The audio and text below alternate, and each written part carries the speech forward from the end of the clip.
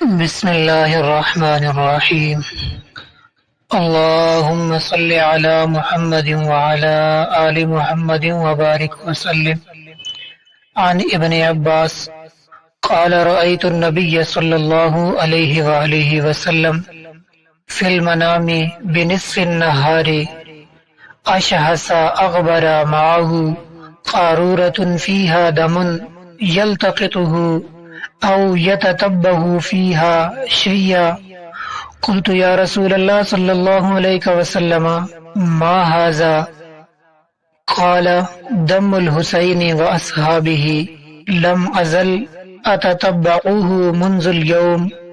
قال عمار فخفزنا ذلك فوجدناه قتل ذلك اليوم عليه السلام.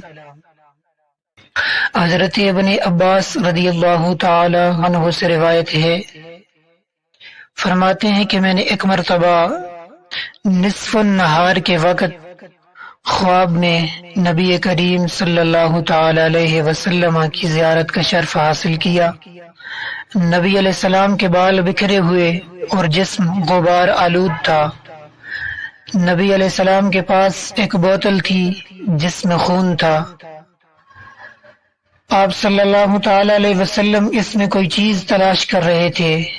میں نے عرض کیا یا رسول اللہ صلی اللہ علیہ وسلم یہ کیا ہے؟